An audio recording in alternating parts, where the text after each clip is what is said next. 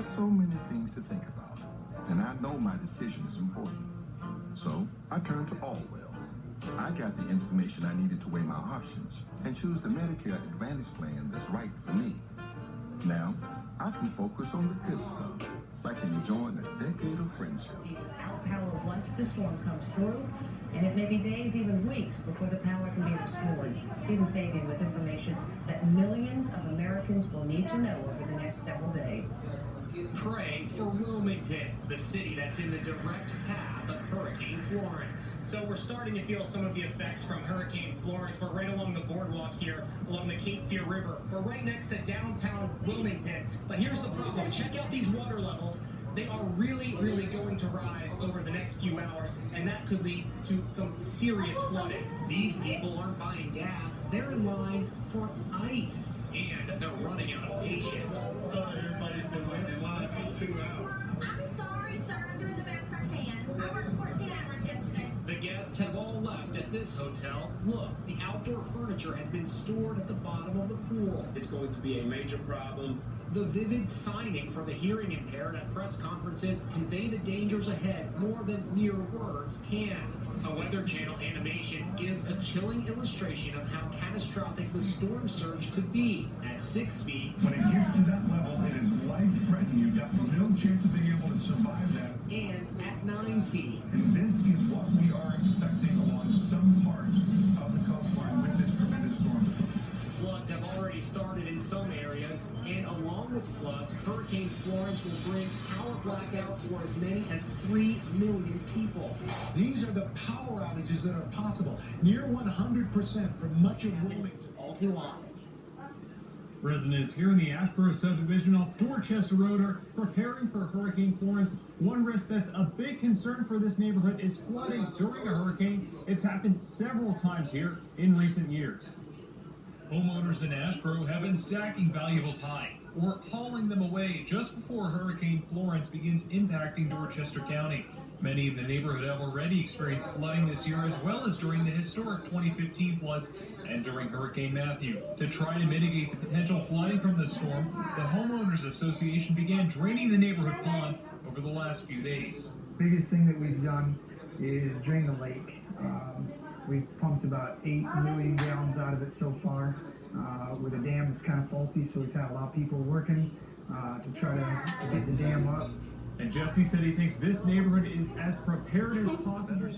Stop by to see all the options, colors, and styles to choose from. We're the family behind your windows right here in the Low Country.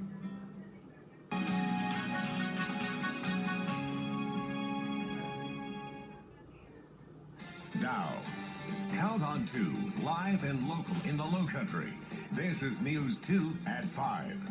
Hurricane First, North Carolina is dealing with it. Again, Category 2 storm offshore, Category 1 storm weakening once it makes landfall, and then it bends on into South Carolina. Here's a radar perspective of the storm with the center of the eye clearly. You can see it there 100 miles off the coast of Wilmington, and it's going to continue to spin around. And as it does, it's throwing a lot more rain and wind right across the Outer Banks of North Carolina, all the way back down into the Wilmington, Wrightsville Beach area. Not quite into South Carolina yet, but it is coming. Our forecast models have been updating hour by hour the storm movement, and unfortunately, really not much movement. This is 7 o'clock tonight. Here in about 2 hours or so, the storm is in that position. Then by midnight, 5 hours later, it hasn't really moved very much, just crawling along. Then finally, a little bit of a motion into the coast by tomorrow morning, maybe around breakfast time. We think the center will cross over, and a landfall, the official definition is when the center does cross over the land. Then what happens after that, based on our modeling, is it is going to move into South Carolina. The center of circulation, interestingly enough, most of it should be over land, but some of it will stay over water. That's why it's not going to weaken terribly quickly. But the way things are shaping up, looks like most of the circulation will stay over land as opposed to water, so it will continue to weaken. But if the European model, which brings it a little bit farther south, does verify, what that means for us is the rainfall totals will be even higher. So that's one thing we've got to keep an eye on. And then that rain is really pushed north and northeastward up across our upstate into the mountains of North Carolina and Virginia. So bottom line is, we could see torrential rains and flooding all the way into the mountains just because of all this moisture left over from Florence, and that takes us into Monday. Well, we know Georgetown County is kind of the first part of South Carolina besides Myrtle Beach and Horry County that will feel the impacts of that. This is why we've sent Ari Al-Houli, our meteorologist, up there to check things out. Ari, how are things going right now? I know it's going to go downhill pretty quickly here later tonight and tomorrow. Yeah, Rob, that's definitely the case around here. The weather a little bit deceiving. We've actually seen a couple breaks in the cloud cover, some sunshine coming through. You will notice, though, and we've noticed it while being here, those winds are slowly starting to pick up just a little bit. We've seen some higher gusts since we first came here a couple hours ago. Now, Georgetown County is under a hurricane warning until further notice, and that's because the center of the storm, as Rob said, is supposed to make landfall somewhere in North Carolina. Wilmington's been thrown around quite a bit, so just for reference, I thought I'd tell you guys, Georgetown is just 115 miles away from downtown Wilmington, and Florence, at last measurement, was over 600 miles. So that just shows you the span that we're talking here, and how far away Georgetown is actually going to be. Now, Georgetown itself, Georgetown County, is going to be one of the hardest hit areas in the low country. We're talking winds upwards of 73 miles per hour. We're talking even stronger than that with the potential for hurricane gust winds anywhere from 20 to 40%. So definitely a lot higher than what we're going to be seeing in our southern counties as you head towards Colleton County. Now, that also being said, winds are not our main threat. We're also talking the potential.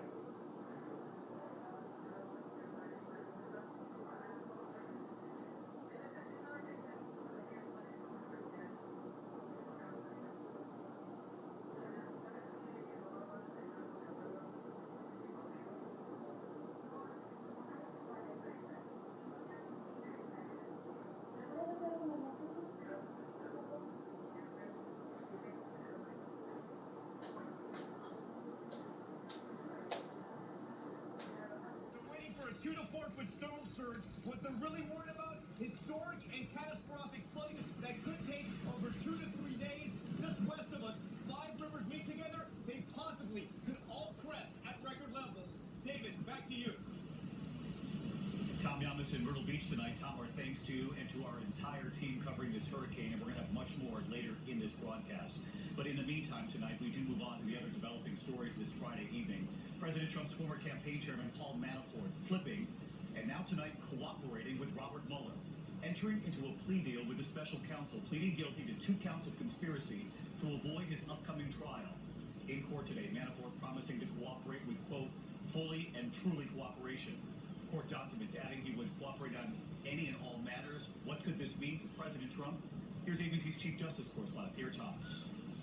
He was the picture of confidence, the campaign chairman at Donald Trump's side at the Republican National Convention. But today in court, Paul Manafort appeared ashen, softly pleading guilty to multiple felonies. At times, his voice barely audible. It's a tough day for Mr. Manafort, but he's accepted responsibility. He was already facing up to a decade in prison after convictions on bank and tax fraud. He's now agreed to cooperate with special counsel Robert Mueller. He's agreed to cooperate, and do you expect that he will do so fully and thoroughly? Yes, thank you. In court, Manafort pledged to cooperate fully and truly. Prosecutors described a broad cooperation agreement covering any and all matters the government deems relevant. That will likely include the now infamous Trump Tower meeting, Donald Trump Jr., Jared Kushner, and Manafort sitting down with a Kremlin-connected attorney they were told had dirt on Hillary Clinton. Manafort is the 5th member of Trump's campaign team to plead guilty in recent months. Just weeks ago, it was the president's former personal attorney turning on Trump. You know, they make up stories. People make up stories. This whole thing about flipping, they call it. It almost ought to be outlawed. It's not fair. Pierre Thomas joins us live tonight from Washington. And Pierre, how is the president's team now responding to news that Paul Manafort is now cooperating with the special counsel? Then we have a statement from Trump's attorney, Rudy Giuliani. He says, quote, once again, an investigation has concluded with a plea having nothing to do with President Trump or the Trump campaign. The reason? The president